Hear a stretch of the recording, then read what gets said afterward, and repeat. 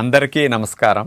June 21వ తేదీ అంతర్జాతీయ యోగా దినోత్సవ సందర్భంగా మనందరం కార్తీక మాసం ధనుర్మాసం లాగా జూన్ మాసాన్ని యోగా మాసంగా గుర్తించి నెలంతా శారీరక మానసిక ఆరోగ్యాన్ని పెంపొందించుకోవటానికి నిజ జీవితంలో యోగాను ఒక భాగంగా చేసుకుని అందరూ ఆచరించాలని మన ప్రధానమంత్రి శ్రీ నరేంద్ర మోడీ గారు మరియు ఆంధ్రాను యోగాంధ్రగా మార్చాలని ఆంధ్రప్రదేశ్ ముఖ్యమంత్రి శ్రీ నారా చంద్రబాబు నాయుడు గారు ఇంటింటికి యోగా చేరాలని సంకల్పించారు. ఇందులో భాగంగా ఇంటింటికి యోగా కార్యక్రమానికి మీ అందరికీ స్వాగతం. ఈరోజు భుజంగాసన్ విశేషత తెలుసుకుందాం. పాము పడగ లేపి ఆపినట్లుగా మన శరీరాన్ని బొడ్డు నుంచి తలభాగం వరకు పాము పడగవలే లేపి ఆపి ఉంచే ఆసనం కాబట్టి భుజంగాసన అని అట్లా పేరు పెట్టడం జరిగింది. ముఖ్యంగానండి ఈ భుజంగాసన వల్ల మెడనొప్పి ఉన్నవారు తగ్గించుకోవటానికి, అలాగే లేనివారి జీవితంలో రాకుండా చేసుకోవటానికి అద్భుతమైన ఆసనం భుజంగాసనం. అట్లాగే నడునొప్పి ఉన్నవారికి నడునొప్పి తగ్గటానికి, లేనివారు రాకుండా చేసుకోవటానికి ఇది మంచిగా ఉపయోగపడుతుంది. పిల్లల దగ్గర నుంచి ముసలివారి వరకు అందరికీ మెడ నడుము సమస్యలు ఉంటున్నాయి. బ్యాక్ మజిల్ స్టిఫ్నెస్ ఎక్కువ ఉంటుంది. దాన్ని తగ్గించుకోవటానికి బోర్లా పడుకుని సులభంగా చేయగలిగేది కదా.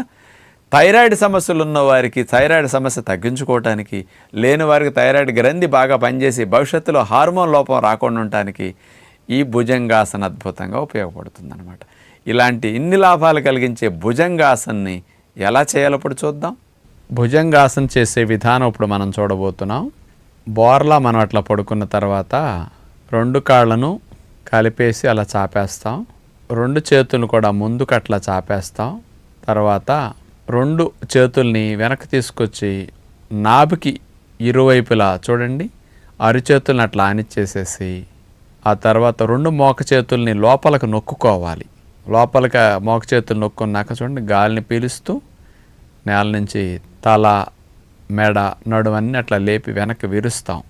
ఇది భుజంగాసనం. కాళ్ళు చాపేసి అట్లా ఉంటాయి. పాము పడగలేపినట్టుగా మన శరీరాన్ని అలా లేపి ఉంచుతాం అన్నమాట.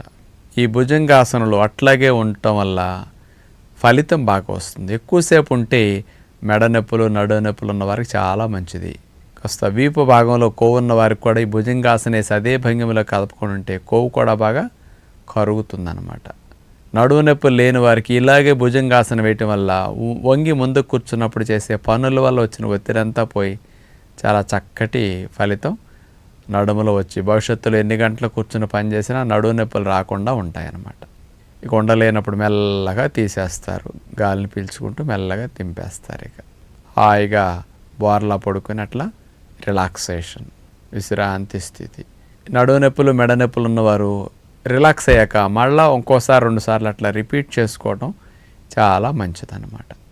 కొంతమందికి మెడ నొప్పి, నడువు నొప్పి తీవ్రంగా ఉన్నవారు ఇట్లా చేతులు సగం యాంగిల్లాగా వచ్చేటట్టు పెట్టి ఆపలేనప్పుడు చేతులను కాస్త స్ట్రైట్గా పెట్టి భుజంగాసన చేస్తే కొద్దిగా సులభంగా చేయగలుగుతారు. క్రమేపీ ఆ చేతులు బెండ్ అయ్యే యాంగిల్లో బొడ్డు దగ్గర నుంచి నడువునట్లా వెనక్కి లేపు ఉంచితే ఫలితం ఇంకా బాగా ఉంటుంది. వీపు భాగం కొవ్వు కరగటానికి కూడా ఈ భుజంగాసన మంచిగా పనికొస్తుంది అన్నమాట. కాబట్టి ఉద్యోగ వ్యాపారాలు చేసుకునేవారు, చదువుకునే వయసులో పిల్లలు ప్రివెన్షన్గా మీరు 10 గంటలు అక్కడ వర్క్ చేయాలి అంటే, చదవాలి అంటే కూడా మీ స్పైన్ని, మెడ భాగాన్ని హెల్దీగా చేసుకోవటానికి భుజంగాసన మానకండి. నమస్కారం.